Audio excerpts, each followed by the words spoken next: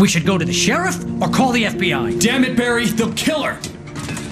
This is not a goddamn debate, Barry. I'm going to Lover's Peak. He said to come alone. Okay then. I understand. You're my best friend, and I'm worried that you're not right in the head.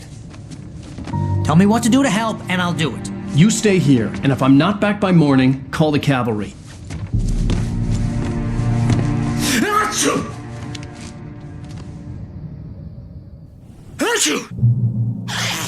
Just be careful with the natives, Al.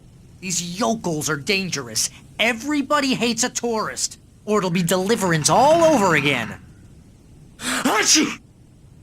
Bless you. Oh, this place is trying to kill me.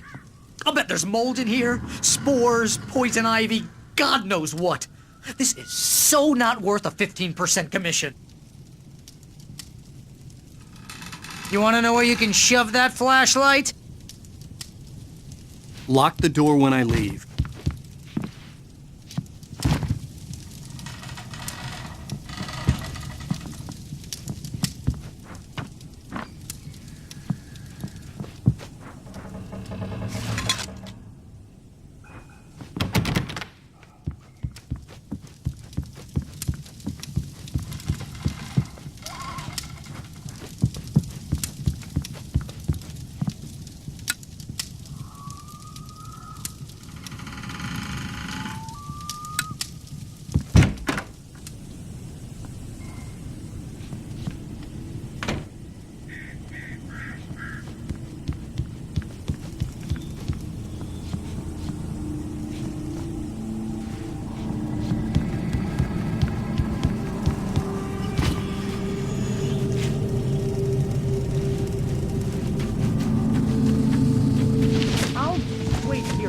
I'll hold down the fort. I'll be with you in spirit every step of the way, Al. Walk through the door now.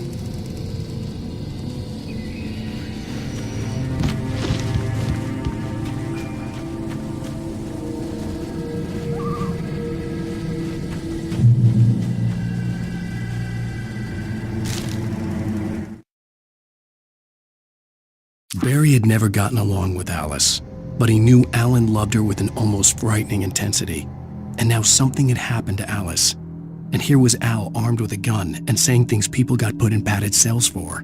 It was as if his friend had experienced a massive psychotic episode and was now totally disconnected from reality. It scared the shit out of Barry.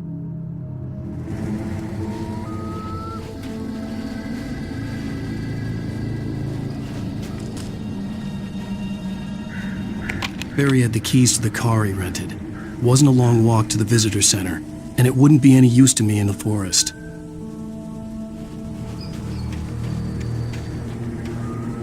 I knew I should have gone to the cops. This wasn't the smartest thing I'd ever done, but I was still angry with Barry for trying to talk me out of it. These people had called me right in the sheriff's station. The cops wouldn't scare them, and they had Alice.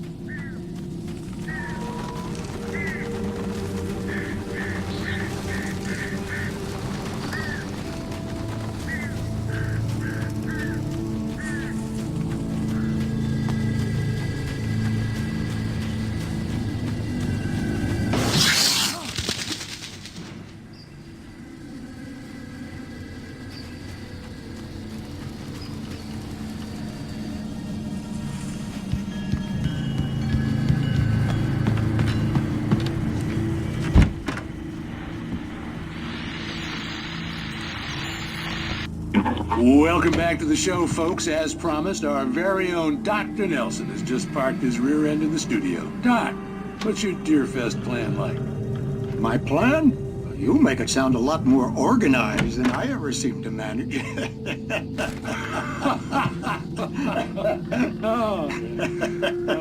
No plan, really, just taking the atmosphere. I'm getting a little too rickety to do much more than that, you know. Oh, tell me about it. No sack race for us older gentlemen, huh? Yes, exactly, Pat. But I'm going to check out the parade, of course. And I'll be one of the pie contest judges, too. Well, that takes a different kind of constitution. Oh, yeah, it's my kind of exercise. Now, Doc, seriously, you're in pretty good shape, though. You're the outdoors type. I know for a fact you're an avid fisherman. That's right. Matter of fact, just caught a heck of a largemouth bass early this morning. But you're not taking part in the fishing contest? No, not this year. See, Pat, I'm just not that competitive anymore. Now I just like to take my time and enjoy the peace of it. It's no fun if I need to worry about what I'm catching, you know? Well, considering your track record, the participants are probably pretty happy you feel that way. Well, Pat, that's kind of you to say.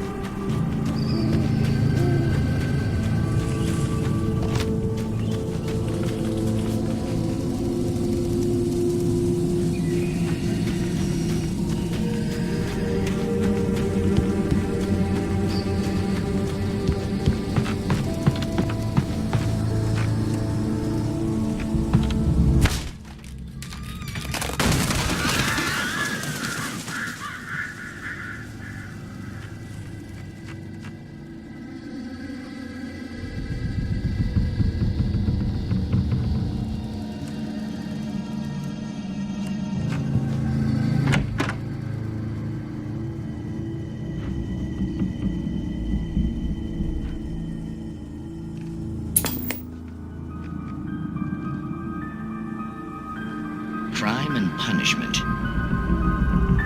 The cancer and cure of civilization. But some crimes are impossible to punish, especially in Night Springs. Tonight's episode, The Man in the Mirror.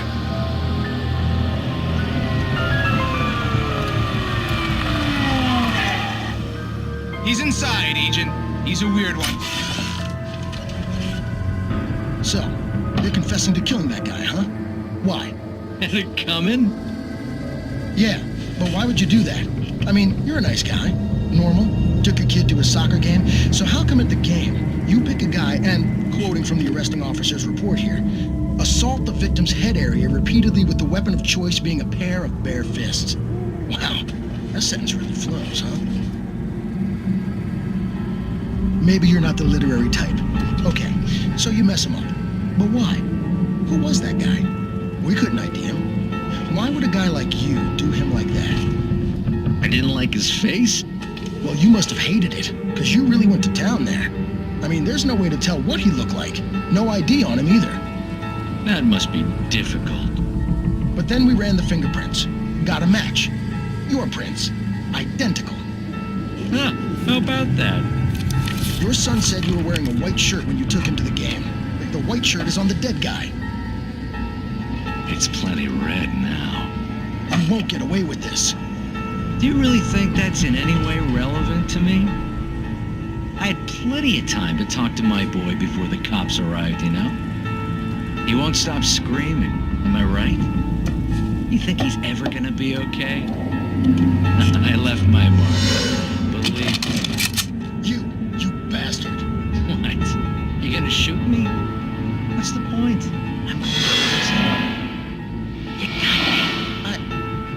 understand any of this.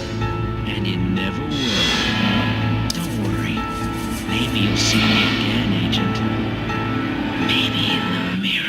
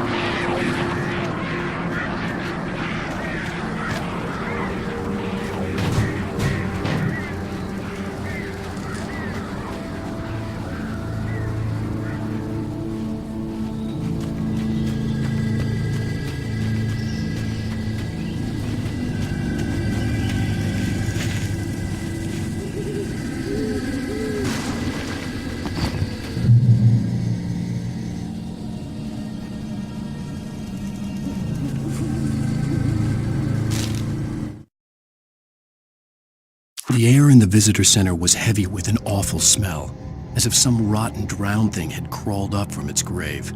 Rusty kept coughing blood. My eyes were drawn to the twisted shape of his broken leg. The attack had been vicious. Max whined in his cage. Rusty's eyes were wild with fear and terror. He gasped, "Mr. Wake, it happened just the way it was on that page."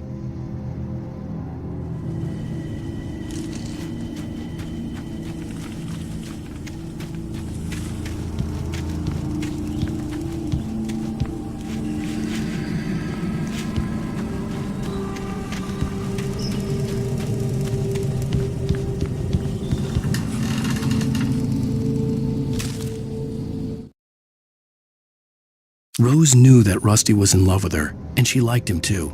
She liked him a lot. He taught her to dance, and life had certainly taught her the value of a man who was gentle. He treated her well, made her smile, made her feel good. But Rusty wasn't the prince of her dreams, and that tended to underline the unbearable truth. She was no closer to that Hollywood magic than he was.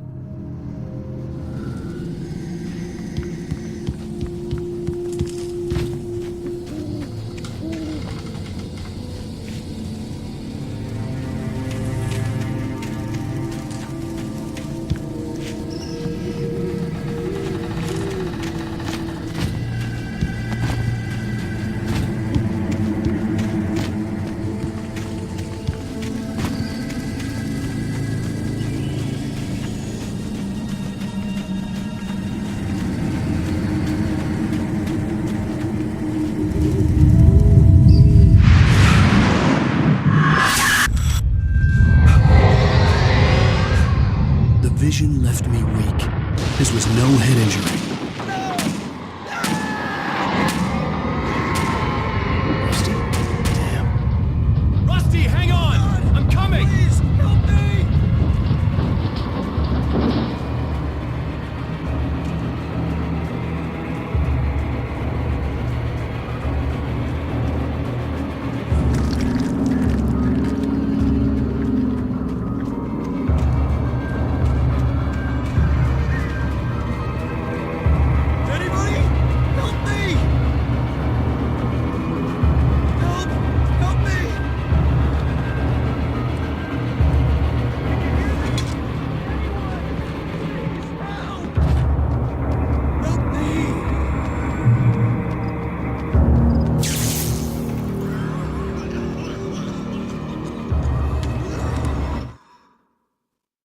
The visitor center was sturdy, but the impact turned the front of the building into splinters. Rusty was thrown across the lobby like a rag doll and hit the far wall hard. It didn't hurt until he tried to move and saw his leg bend the wrong way, felt the broken ribs stabbing him on the inside. Rusty howled in pain and fear, suddenly afraid to die alone.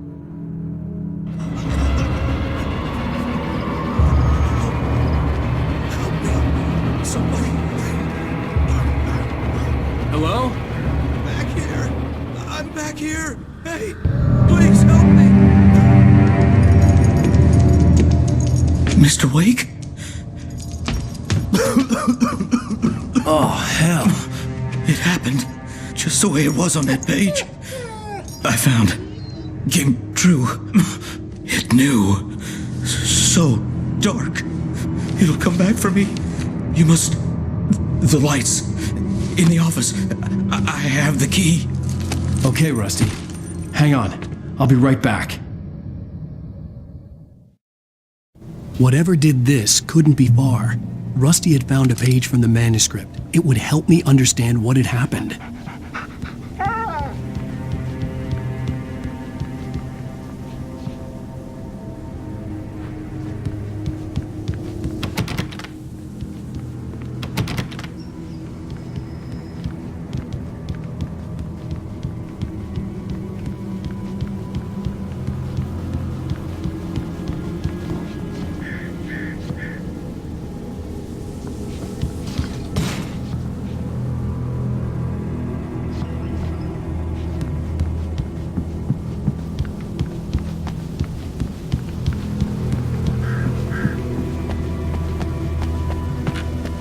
The only way to make sure that Rusty was safe was to get the power running and the lights back on.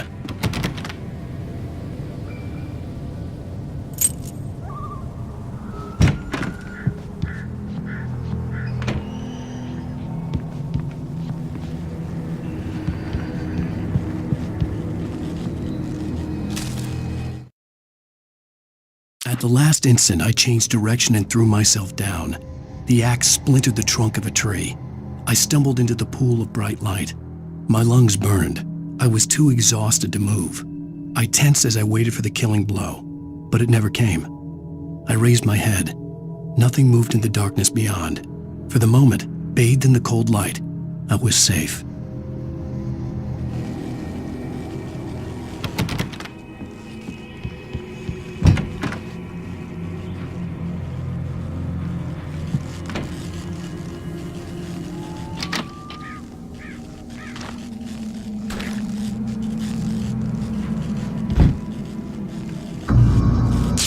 I was too late.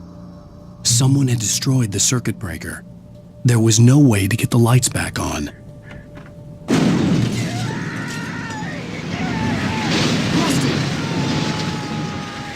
Rusty!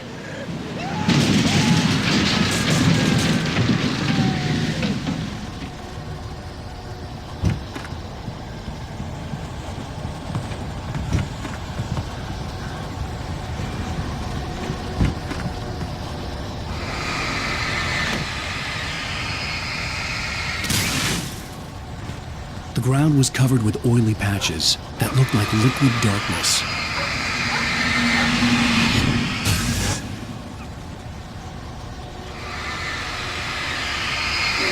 I just need hunting licenses.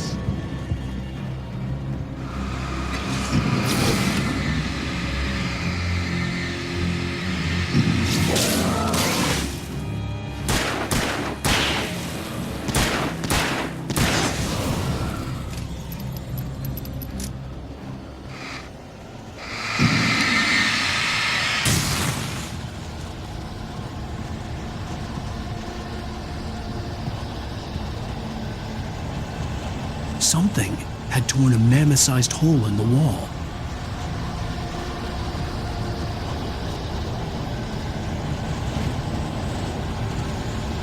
Please don't feed the animals. Fishing is only permitted for those visitors who purchase a park fishing license. Obey the park ranger's instructions at all times. Rusty? Rusty, no! Never two bears and wolves never approach any other world closer than 25 yards. Pets must be leashed at all times. Never leave your pet unattended. It is against the law to remove any natural objects or historical artifacts from the park grounds.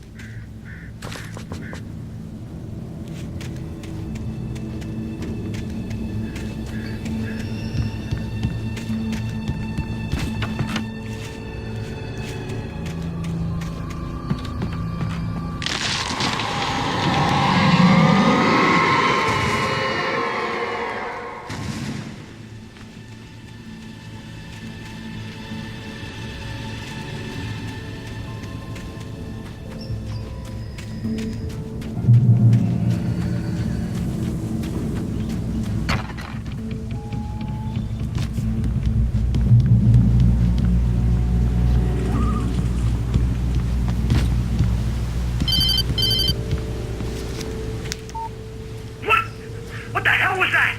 I saw it from the window. I saw something. Forget about it, Barry. It's just me going crazy. Oh, jeez. Oh, jeez. You're not crazy. I wish you were crazy, but you're not crazy. Ow, be careful. Stay in the cabin. Don't open the door for anyone. I mean it.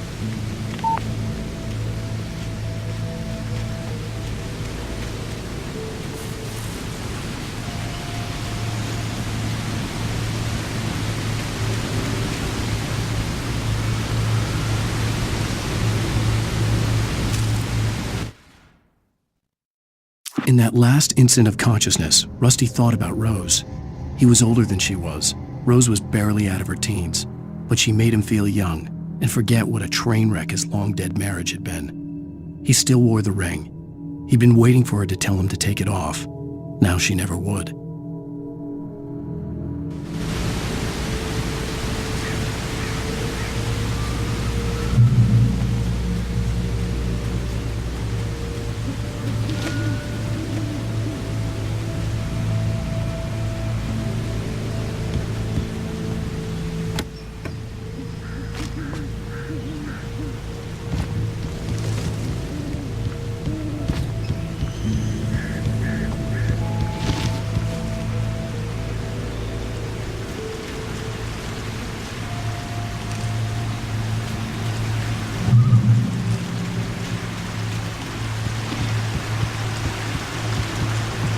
Lover's Peak was at the far end of the nature trail.